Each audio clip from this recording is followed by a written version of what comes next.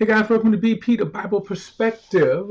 I want to continue in my response to God is selfish, but I'm going to put this twist on it. Not my Abba Father. Let's unpack that. Now, before we get into it, please like and share this video and subscribe to BP, the Bible Perspective. And as always, if you have a thought or comment, add it to the comments section below. All comments are welcome. Now, as you can see, I've changed my thumbnail up. And I'm doing a response to an ex-Christian, an atheist by the name of Christy Burke. This is her page. And of course, this is the video thumbnail that caught my attention. Do we surface a selfish God? And I'm responding to this. Now, on her YouTube channel, at least this one, seems to be solely devoted to dismantling the biblical revelation of God. Okay? So she has literally, just video after video after video, each picking at the biblical narrative. And that I'm curious because, as I said before, I don't believe in the Greek myth like Zeus and all of them guys, right? And I'm only mentioning it here for the analogy purposes. So I'm not going to spend my time, despite the fact that it's taught in schools. There are books on it you can go and read. I could Google it. I'm not going to spend my time trying to dismantle the illogic existence or non-existence of Zeus. So she had a very occupied fixation on dismantling then Christianity, dismantling the Bible. And that's her right. As I said before, Christians should not be alarmed or shaken when someone challenges their faith with, and I'm going to say even logical questions. Okay? I believe her questions are not in good faith. I believe she's very disingenuous about her presentation, that she cherry picks the verses that she wants to fit her narrative, to frame her narrative. God is a monster. Okay. Now, I said this, and I always want to throw this challenge out, that if we come to the conclusion that she wants us to arrive at, which is her conclusion that God is a monster. Now, there's actually a video, and I think I'm going to respond to that one. I'm not going to spend too much time on her channel, only because pretty much the theme is the same in every, video that she wants to cherry pick and pick apart with how she thinks the narrative is wrong. But then, of course, there's this another video where she says God is a monster. Okay. But why would you say God is a monster? And watch this. So is Zeus. Right? Zeus is a monster. The Greek myth guys they don't have a good moral compass there. But see, I admit I'm being silly. But when she said that God is a monster, but you're saying you're picking apart something you claim you don't believe in, you claim doesn't exist. So let's do this then. If I was to say, this is the Bible, okay, dusty, but because I but here's the Bible, right? And so let's say, pretend I just threw it out. I didn't toss it, but pretend I just tossed it, right? I just tossed it away, and we're done with the Bible. Okay? Now what? Okay? So we'll at some point circle back around to that. But I want to take apart. We started, and before I do again, I want to lay the foundation Now, again, my thumbnail is her response, God is selfish. Now, notice my new thumbnail here. Not my Abba Father. And then a response to an atheist, right? So, and let me just, again, I want to say this. I think she's a very thoughtful person. I think she makes good arguments. I guess, like I say, although I think I'm going to say she doesn't make them in good faith. And I think she's disingenuous because from this perspective, she's not seeking truth, but her aim is to, let's dismantle the Bible. And I said, okay, we do that. If we do that, throw the Bible out, then what now? Okay? Well, what do you have now? Okay? So that's a question at this point. But before we do that, before we throw the Bible out, let me reach again. Oops. Before we go it out, let me ask this question then. Are you presenting all the truth, all the narrative? As I said before, when we look at this frame, what you're going to see is the background of the video. And she chose out of her sovereignty to present the video. There's other videos that she's done, but this video, and let's take it for, let's say, if this was the only video that I saw, this video caught my attention, right? It caught my attention. So let's say if this was the only video that I saw of her, the only one, could I make a full and accurate assessment of who she is? And the answer is no. We're getting what she's presenting in this video on this channel. Now, I'm sure, right, there's a whole other person to Christy, right, that she hasn't shown us, because that's not the purpose, right, in this video. But so based upon what she has revealed to us, can I say she's a Karen? I mean, she's a white woman right now, but she's a Karen. And should I say that just because she's a white woman, she's a Karen? No. I think it would be disingenuous for me to say that. In other words, well, she hates God because she hates black people, right? It would be absurd. It would be crazy, right? Because that's not her point. If I just stick to her point, her issues is with God in the Bible. That's her issues. In this video, she has not revealed anything racial. But if I wanted to make it racial, I would be disingenuous to do that. So my point to her is that, is she, by saying God is, then is she presenting everything, and then is she presenting everything accurately? So before we continue to unpack her video, let me bring up my screen here. I want to, these are the two, there's more, but I may kind of address them as I go, but these are two scriptures I wanted to just go over again, because I want you to keep this in mind as we listen to her. So here's the very beginning statements of the Bible. Verse 1 says, in the beginning, God created the heavens and the earth. So we stopped there and said the very first statement is, God declares, all of this I own. All of this is mine. There is another scripture that says the earth is mine, the cattle on 1,000 hills is mine, the earth is his and all things in it. That's his declaration. Now, she doesn't necessarily disagrees with that, though.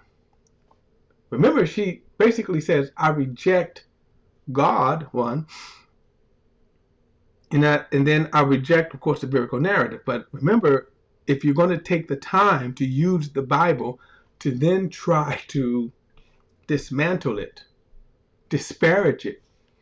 Let's go back then. Let's present the entire case. So God, in the beginning, right here, declares he created the heavens and the earth. So then we come down to man. So look at verse 27. No, look at verse 26. Then God said, let us make man in our image, according to our likeness. They will rule the fish of the sea, the birds of the sky, the livestock, all of the earth, and the creatures that crawl on the earth. So God created man in his own image. He created him in the image of God. He created them male and female. And then it said, then God blessed them. I'll stop there. But I want you to notice something here. God created man. So if she says that then God is selfish, right? So God is selfish to her. But wait a minute, we were created like God. Now watch this. If we were created like God, and then he says, you're going to rule over the whole planet.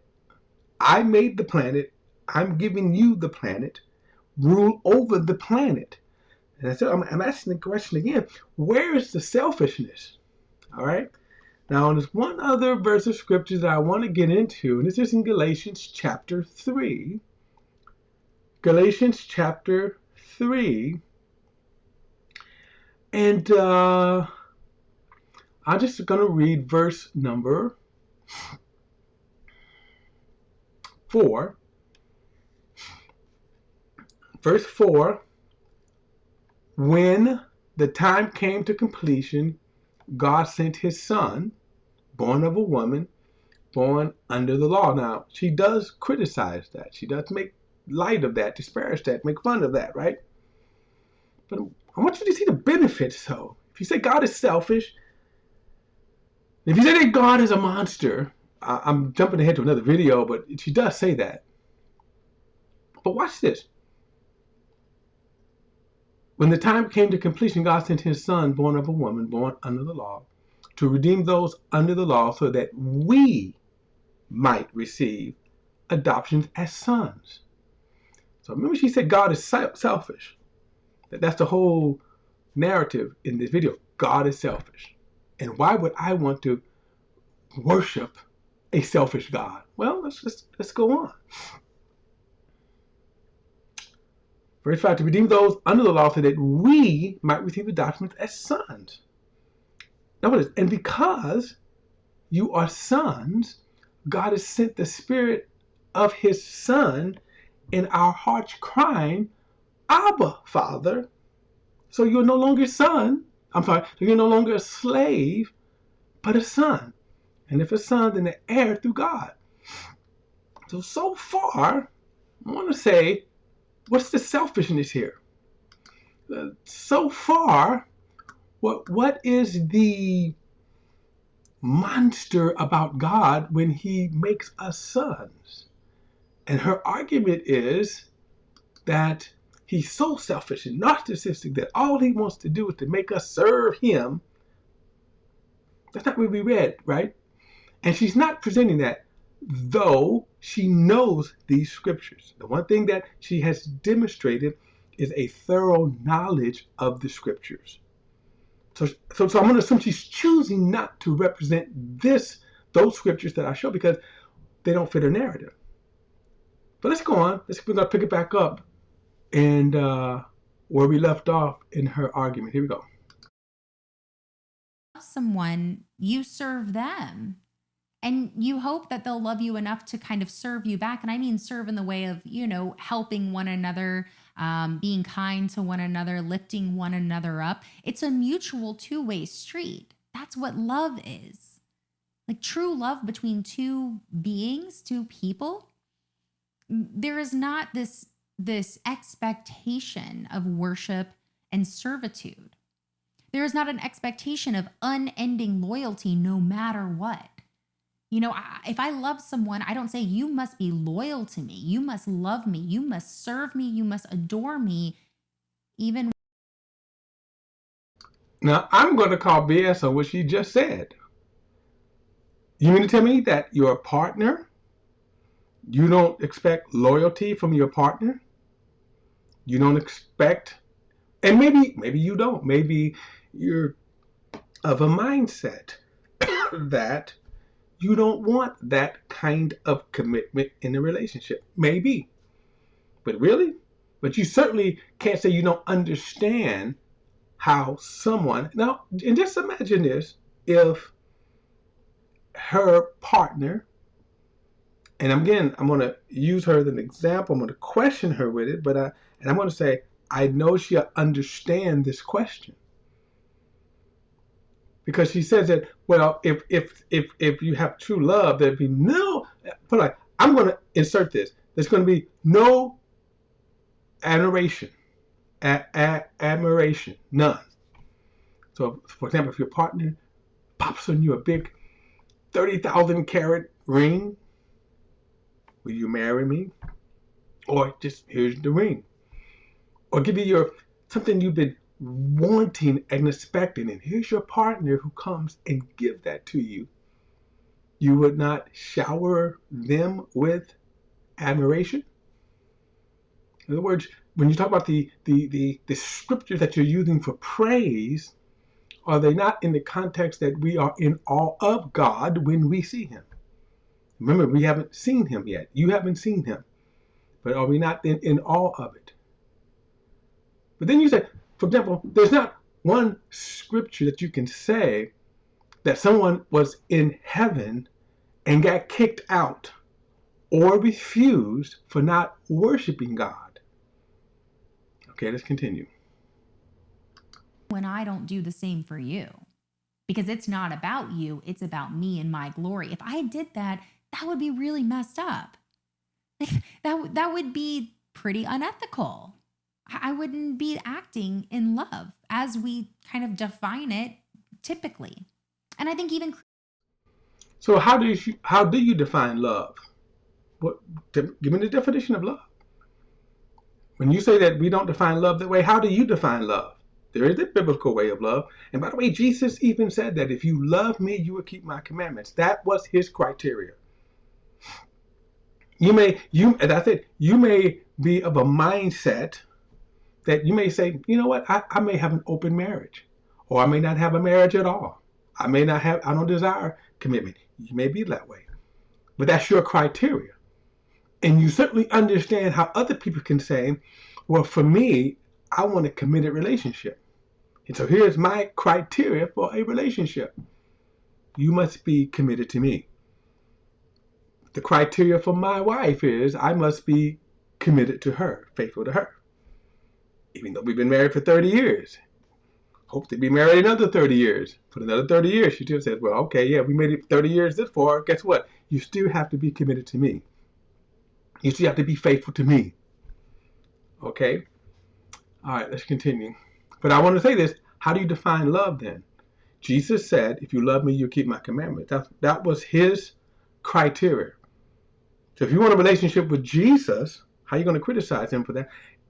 That's his criteria. Now, as it turns out, his commandments are not that bad. John himself says that his commandments are not grievous. See, his commandments are not grievous. As it turns out, pretty good. That God becomes my Father with such an intimate relationship that I can say, Abba Father. That I become his sons, heir. I'm not just a slave. He doesn't commit me he doesn't look at me just a slave. So far, so good. Let's go. wouldn't be acting in love as we kind of define it typically. And I think even Christians would agree that in that situation of me and another person or a parent and a child, it wouldn't be love. I totally disagree. Don't disagree because you haven't defined love. What is love? You haven't defined that. And then how do you say God's definition of love and God's act of love isn't love? Doesn't meet your standard of love. And it certainly couldn't be considered selfless. There's nothing selfless about creating someone just so they can glorify you. And so I think there is this great cognitive dissonance within the minds of believers where they define love one way when it comes to their relationships and how they view the world. But when it comes to God, they define love completely differently. When people are acting selfish, they can easily see it. When God is acting selfish, it's somehow selfless. To be free. Unless if the selfishness according to you by God works out for our benefit. So if, for example, when God tells us to believe in him, that results in us becoming sons of God, heirs of God. See, you're not presenting the whole entire picture. Here we go. To be free in a relationship is to not be controlled, not to be told what to do, but then to be free. Well, first of all, who says you had that kind of relationship? Where did God say that you had that kind of relationship? And do you have that kind of relationship? Remember, if we go by you and we throw the Bible out, do you have that kind of relationship? Where you can just be totally free to do whatever you want with no consequences in the relationship? You might, but I doubt it. In Jesus is to literally follow his commands and to do whatever he tells you to do. So believers have to really redefine reality. They have to redefine what it means to love. They have to redefine what it means to be selfish or selfless. They have to redefine what it means to be free. They're redefining everything about what we know to be true about reality to make special exceptions for God. Because, well, first of all, we would never make an exception for God because that's something God doesn't accept. God doesn't accept our recommendation. That's the first thing. And then she says, well, we have to redefine love. Well, first of all, from a human perspective, from a non-Christian, from an atheist, yeah, when you come to faith in Jesus, you now have to submit yourself to God's definition of love. You see, I'm not sure your definition of love, which you haven't defined, is some definition of love that's good. See, when we take God out, the commands that God gives us how to love one another, they're good. And if you want to accuse God of not living by his own commandments, I could challenge that. I could challenge that. Okay? Okay, here we go. Let's get back to this.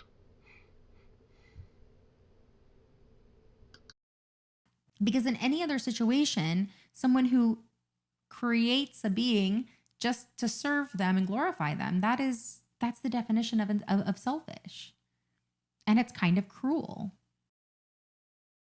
Let's say that's true.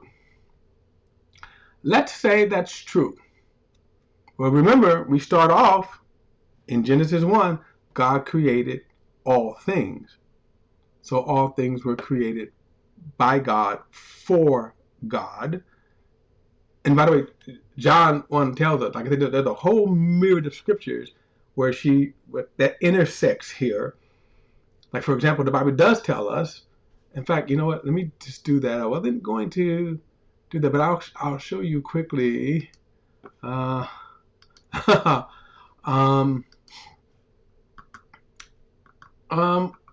let's do this. Oh, John, where you at? John 1. The Gospel of John. All right. So, it says, this is John 1. In the beginning was the Word, and the Word was with God, and the Word was God. He was with God in the beginning. All things were created through him, and apart from him, not one thing was created that has been created. Now, I want to go to one more scripture, and that is found in Colossians, and it's going to state what I was looking for. Colossians 1, and verse 9 says, here we go. And this is talking about Jesus. He is the image of the invisible God, the firstborn over all creation. For everything was created by him in heaven and in earth, visible and invisible, whether thrones or dominions, rulers or authorities. All things have been created through him. Now get this, and for him. So let me just come out because I just wanted. The Bible declares that all things have been created for him. So again, so what is his criteria? So since you're using the Bible, even though I know you reject the Bible, you reject the existence of God, even though you're spending a lot of time, right, trying to refute it. But if you're going to refute it according to the scriptures, this is where your argument fails, since he claims the very book that you're using, saying, I created all of this for me. So is that selfish? Is it selfish that when we look at you, right, and we see that shirt you're wearing is for you? You put that shirt on for you. You didn't put that shirt on for me. The way that you style your hair, the way that you decorated the space that you're in was for you. And you have a right to do that. So when God says, all this was created for me, your condemnation falls short because God has a right to do with his creation. And oh, by the way, yes, you are that part of that creation. Which God, if he's selfish, he gave you the right to reject him. Right? He gave you the very right to reject him. Let's get back.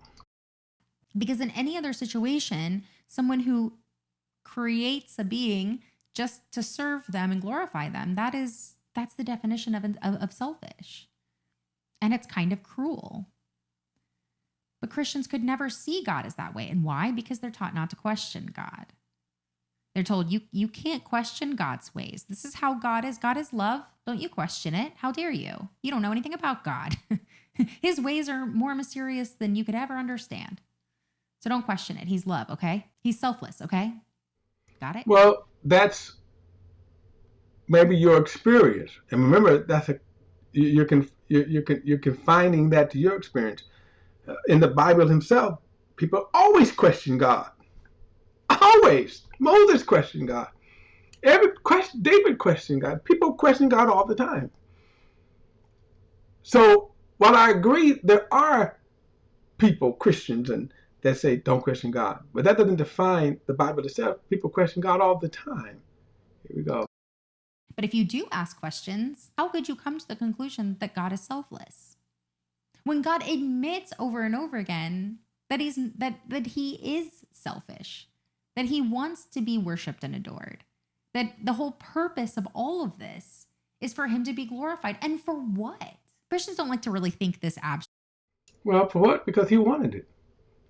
Just like you decorated your room the way you wanted it. You say, for what, right? The beings that he created because he wanted to, and he created them the way that he wanted to create them because that's what he chose to. But isn't like kind of that the point of living? Like we're here to imagine and to explore and to think and to really kind of dig into these really complex topics. I agree, but see, remember, I think you're being disingenuous. I think that you're not really looking for truth. I think that you're not looking for answers. You're looking to dismantle. You're casting dispersion, okay? Because remember, you're an atheist. So you come to the table saying, I don't accept this anyway. I reject this anyway. And so when I think about God and his purpose, why he created humanity,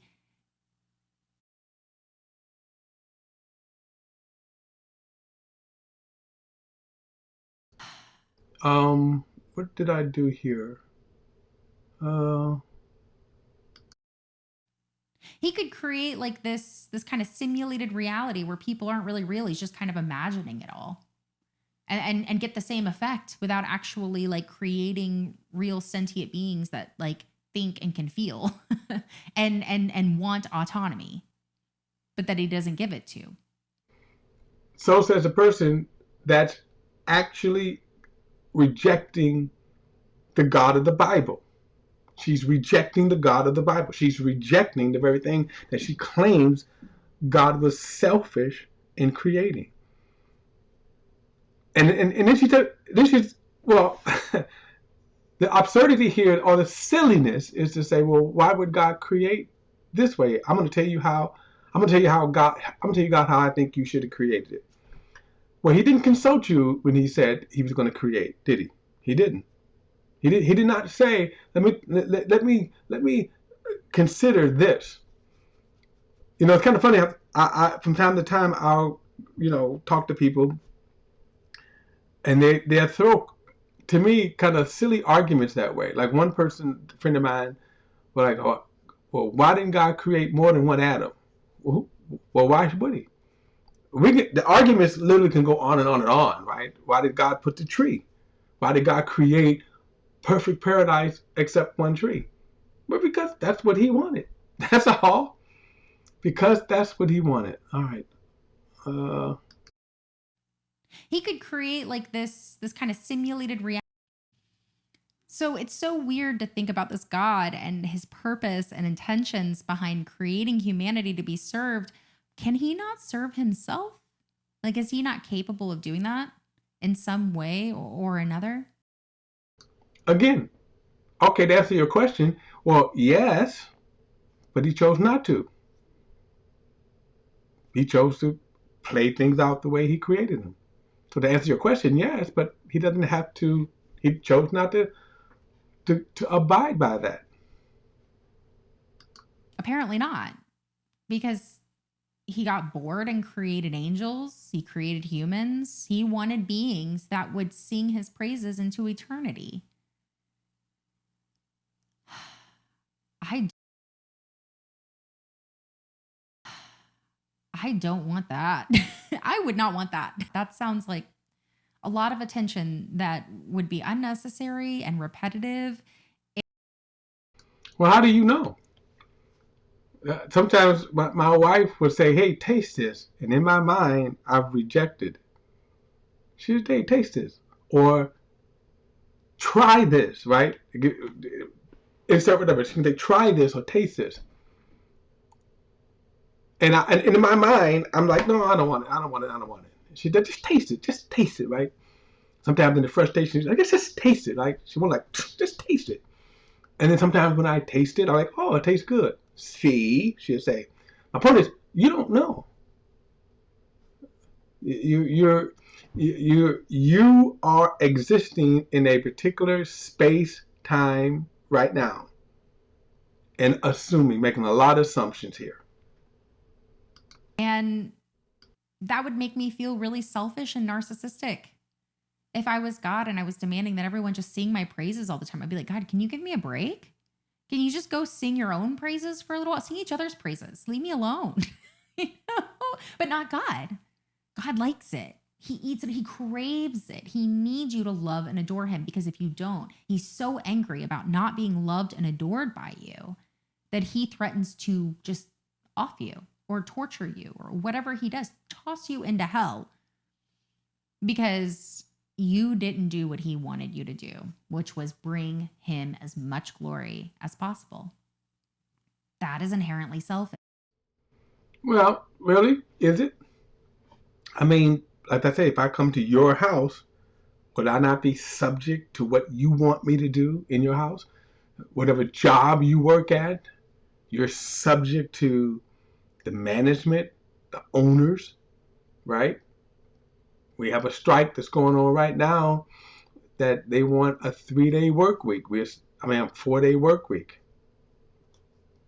The higher ups are saying, no, we don't want that. We'll see who wins, right?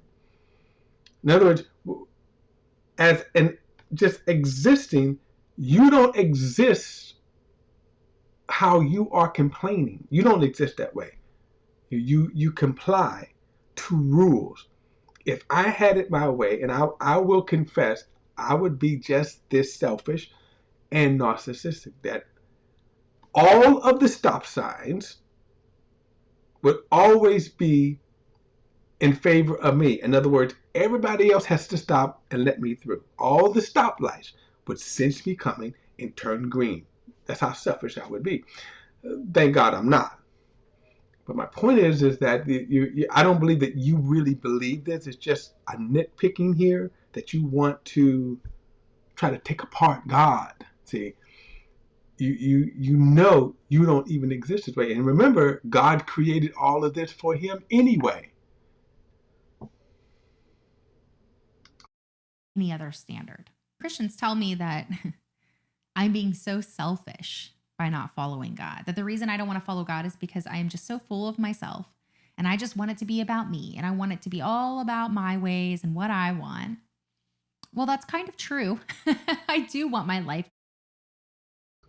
Well, but okay, and yes, I'm glad she admitted that. Let me play this next clip here. It's kind of true. I do want my life to be about what I want. But how is that any different from the way God behaves? I mean, it actually is much different because I don't go around demanding people love and worship and adore me. Well, so first of all, you're not on the same plateau as God. You said I can't demand that everybody. I can't demand. I mean, I can't demand that everybody would bow down and worship me. Well, first and foremost, you don't have a right or you don't have the ability to do that. God does. In other words, God is here and you're here. You exist in your time, space, and continuum. Your time and space, I should say. You exist there. No, you don't have the right or the ability to go to your neighbor and say, "Worship me." You know, but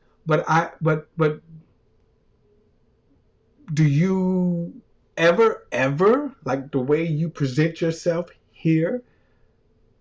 Don't you want people to look at you a certain way? In other words, you want people to see you at your best. But the biggest part of this is that you're not God, so therefore you can't compare yourself to God, and God can do that literally because you were created for Him. So if He wanted you to just do nothing but worship, like a trophy, remember we're talking about a trophy. If you go into a person's house and you see a trophy, that's praise to them. If it's football, hockey, whatever, it's praise to them. That trophy exists to do nothing but give praise to them. Okay, that trophy also doesn't complain. But here's the thing: you're also mischaracterizing God too. In other words, where did He say that your existence is to just do nothing but praise Him? Where is that stated? Yeah, you ought to be obedient to Him for sure. You're made for Him, just like you are obedient to the laws of the land, the laws of your employer, the rules. You're obedient to that. That's not a concept that you can like. You're not that free that you can't understand that. But how can I be selfish for wanting things my way in my own life? But God is selfless for creating me just to want His ways and what He. First of all, you remember you can only control you and your space. You can't control your neighbors. You can't control your city, county, country, other countries. So you can't talk about that. If you try to impose yourself on somebody else, that's illegal. And then guess what? People with more power than you would then subdue you, like the law, right? If you try to rape someone, and yeah, women do rape, right? Or how about the woman we just saw who got arrested for child abuse? Okay, so so she doesn't have the authority or power. The difference is that God does, and even if God was a brute, what are you going to do? Just like when your boss tell you, here's the direction we're going with this company, what are you going to do? Unless you are independently wealthy, you suck it up and go that direction. He wants and to do whatever he says. It doesn't fit. It's nonsensical. And so because it's nonsensical, because it's not compatible with a God who loves humanity, who is good, who is moral, who is ethical, I have to conclude that this God just isn't real. Now, this is one of the most nonsensical statements she has made. That because she cannot agree and see or reconcile her vision of God, because she can't see that, then she's going to say he doesn't exist. That's nonsense. Wouldn't it be, you could say he's a hypocrite, he doesn't live up to his own standards, but where's the logic to say he doesn't exist? Here we go. It just isn't real. That's where I land. And it's a process to get there. It's not, oh, I don't. First of all, I think it's a crutch. I think this is, at the very least, you're gonna try to justify that in your own mind. It doesn't make sense to say, okay, Vladimir Klut, Vladimir, I won't say Putin, but the Russian president, right, is an evil man. Okay, so he says he's good. Donald Trump says he was good. Donald Trump said he believed him. But because he contradicts that, doesn't mean that he doesn't exist. Well, ask the people of Ukraine. Ask anyone that's crossed him. I mean, again, the argument is so nonsense to say that. In other words, if you want to say, I just don't believe in God, which she does, why are you trying to justify it mentally with this kind of mental gymnastics? Like God, therefore God isn't real. Because a lot of Christians really like to kind of make that leap. They like to accuse me of claiming God isn't real because I don't like God, when they're missing a really crucial step in that process. I realize I don't like God. Therefore, I realize that he is polar opposite of like the love and goodness that Christians claim him to be. And because the two aren't compatible, you can't have a God who is selfish and bad and, morally bankrupt, while also having a God that is selfless and good and ethical. The two aren't compatible. So because they're not compatible, I have no reason to believe that this God is real or true. He contradicts himself. Well, you're contradicting yourself, okay? Like I say, just because you don't, and let's just say this. Let's say even if what you said is true, that God is selfish. No, where's the logic to say then he doesn't exist? That stumps me. Here we go. The biblical God contradicts the God that Christians claim he is. They read about this inherently selfish God in the Bible who does all things for his own glory, who wants people to serve him and love him and adore him all the time. But when they present him as a completely different God, a God who is selfless and loving and who, just loves humanity so much. Well, again, I'm going to play a couple of other clips, but let me just say this. You're not presenting the whole story. Okay? You're not presenting the whole story.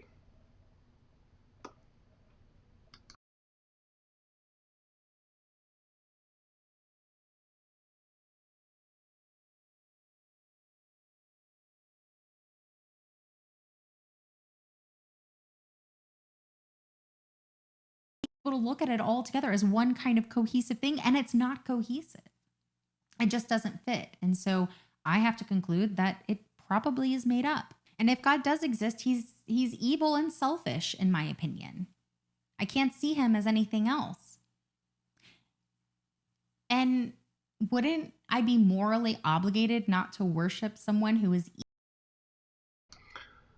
Well, I'm gonna let her finish. In fact, I'll start this from the beginning. But one of the conclusions or mental justifications that it seems like that she's making to be atheist is that it doesn't make sense to her when, okay, if we toss out the Bible, how do you make sense of humanity, period? How does she? Now, I do know atheists oftentimes will blame religion for man's sinful nature. They don't call it sinful nature, but bad behaviors. Then, of course, what do you do with atheist nations and their bad behavior, their evil behavior? But to say that, okay, because God doesn't make sense to me, but you're going to prove a point. Let's listen to this last clip here. And morally bankrupt. I might not be selfish, but that's about it. I will say rejecting God does make you morally bankrupt. Now remember, you look at the conditions in which you exist. Now, let me give you an example. A person can grow up. Now, remember, our contentions would be the Bible declares man to have a sinful nature. And that sinful nature is in you. So you could grow up in a nice home, nice neighborhood, nice community, farmland, small community, small neighborhood.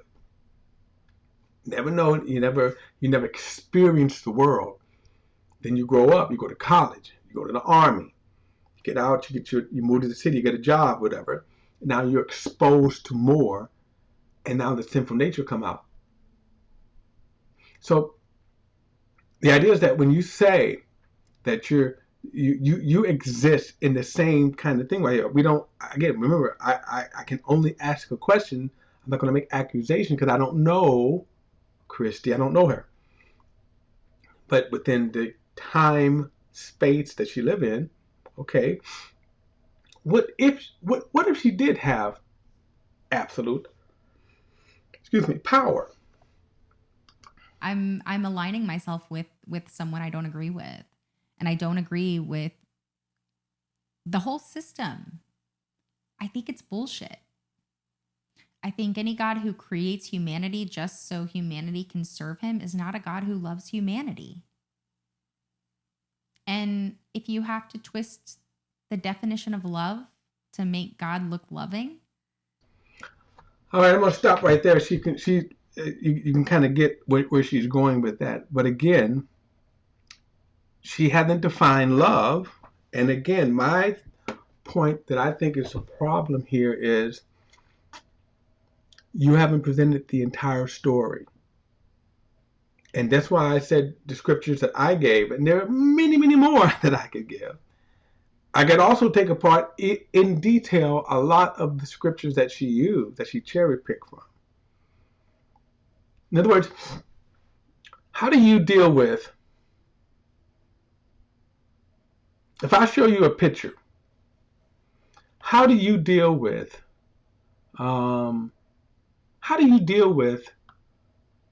the sinful nature of man? How do you deal with that? How do you deal with I'm trying to think if I can find one right quick. Let me see if this is it right here.